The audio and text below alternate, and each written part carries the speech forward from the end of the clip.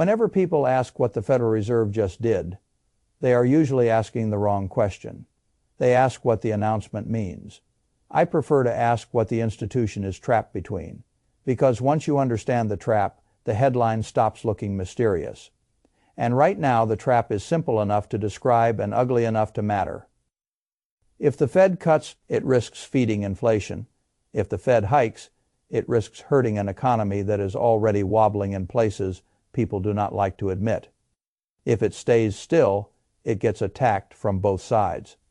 That is where the Federal Reserve is sitting now, and that is why this moment matters. Not because one meeting suddenly changes the whole economy overnight, but because the institution is showing more strain than it usually likes to show in public. The official decision itself was not dramatic. Rates stayed where they were. But the stillness of the rate decision hides something more important: the disagreement inside the building. That is the part people should care about. A central bank looks strongest when its internal debate is mostly invisible. Once that debate starts showing through, the market is no longer just watching a policy outcome. It is watching an institution trying to hold a line while the arguments underneath it get louder. That is what makes this interesting. On one side, inflation pressure has not died cleanly. On the other side, growth is not strong enough to make everyone comfortable, and sitting underneath both of those is a debt machine so large that interest costs themselves are becoming part of the policy background in a way more people are finally starting to notice. That changes the tone. When rates are high, inflation is supposed to cool, demand is supposed to slow, and eventually the system is supposed to settle. That is the textbook version, but the United States is no longer operating in a world where high rates only discipline households and businesses. High rates also discipline the government, and the government is carrying so much debt that discipline has become expensive. That is the part most people do not think about until they feel it in some second-order way. They feel it through mortgage rates, they feel it through auto loans, they feel it through credit cards, they feel it through a weaker labor market or slower hiring. But behind all of that, the government itself is paying more and more to carry the debt it already accumulated. That matters because the Fed's traditional mandate is not to save the Treasury from its own arithmetic. Its traditional mandate is prices and employment. But once debt service grows large enough, people inevitably begin asking whether the whole system can really tolerate high rates for long without something else buckling. That is where the pressure changes. Now add oil to the picture and the whole thing becomes even harder. People love talking about inflation as if it were just a chart about groceries and rent. It is not. It moves through transport, fertilizer, shipping, manufacturing, plastics, chemicals, electricity, and almost every other process that gets finished life into your hands. When oil rises sharply enough, inflation starts getting fed from underneath.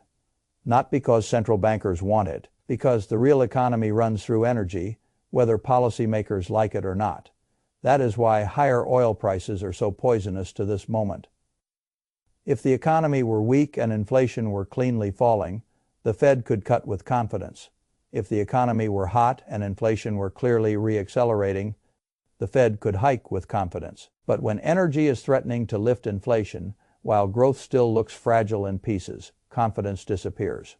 Now you have one camp saying rates must stay high or go higher to protect the dollar and stop inflation expectations from drifting upward again.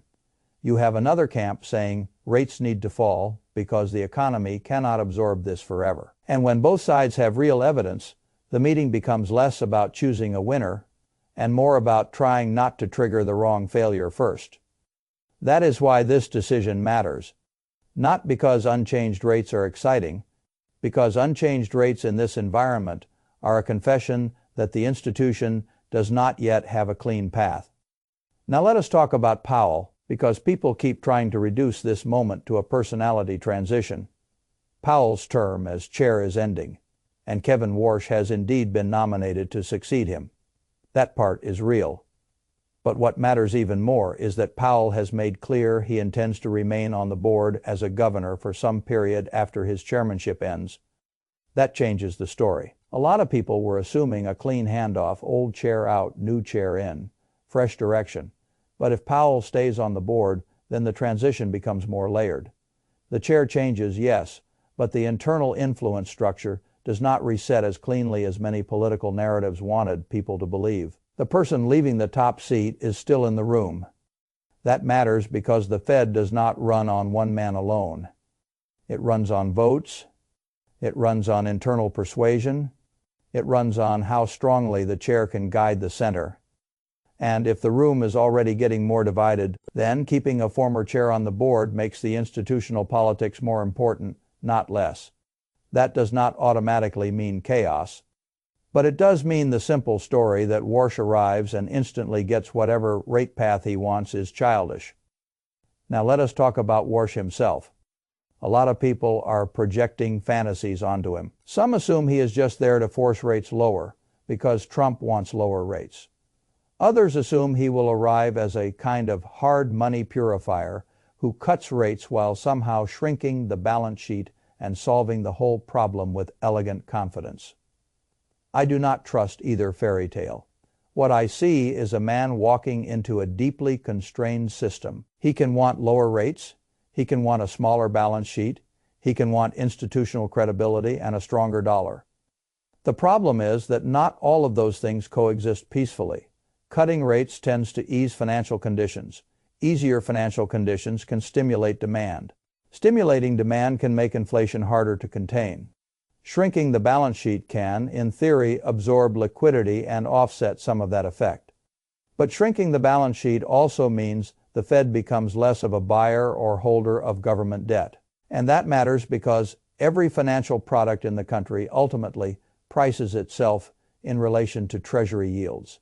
That is the part people need to understand. If Treasury yields rise, mortgage rates tend to stay higher, corporate borrowing costs stay higher, credit remains expensive. The hurdle rate for risk assets changes. So the dream of lower policy rates, plus no inflation, plus no funding stress, plus no market consequences, is not a serious plan. It is wishful thinking. And to be fair, Warsh himself has argued that private demand can absorb more of that burden. Maybe some of it can, but maybe is not the same thing as solved. This is where the next real danger comes in, redefinition. When a system cannot easily solve its arithmetic, it often starts solving its language. There has already been more talk about rethinking how inflation is framed, how communication works, how forward guidance should function, and how the Fed should define what matters most. Some of that may be legitimate modernization. Some of it may be political adaptation. But investors should never forget that changing the definition of a problem can become a way to avoid saying the problem stayed bigger than expected. That does not mean every methodological change is dishonest. It means you should pay attention whenever institutions under pressure start sounding eager to revise the ruler. Now let me bring this back to what actually matters for an ordinary person. Why should you care? Because this is bank drama for policy nerds. This affects the value of your paycheck. This affects the value of your savings. This affects the rate on your mortgage, your credit card, your car loan, and the financing cost embedded in almost everything you buy. If inflation stays hotter than wages, your paycheck buys less. If rates stay higher, financing gets more painful. If the Fed cuts into inflation, the cost of living can keep climbing even while the asset-owning class celebrates easier money. If the Fed tightens more into weakness, the economy can slow harder and labor gets punished. That is why this is not academic. This is the machinery that decides how much of your labor you get to keep in real terms. And this is where the average person gets quietly crushed. They keep working, they keep saving, they do what they were told. But if inflation outruns what their savings earn, and if their wages fail to keep pace with real costs, then the system is stealing from them without ever sending a bill. That is the ugliness of modern monetary life. The loss often arrives invisibly. Now, I do not say all this so people panic. I say it so they stop being naive. This is not a simple moment.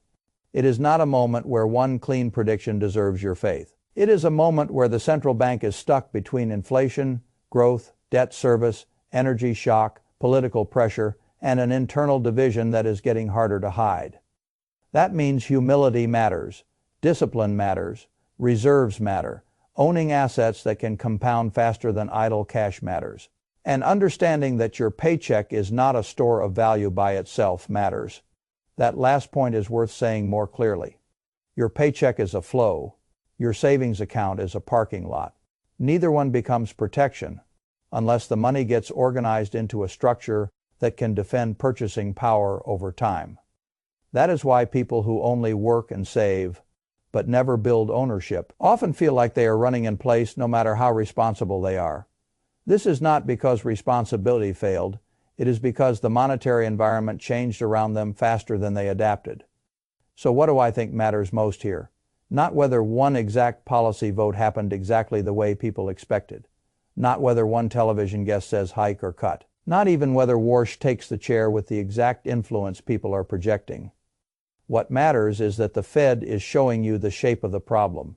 It cannot ease cleanly. It cannot tighten cleanly. It cannot communicate with the old confidence. And it cannot pretend that debt costs, energy pressure, and political demand are all unrelated anymore. Once you understand that, the headline becomes much easier to decode. The Fed did something unexpected, only if you believe this was still a simple cycle. It is not.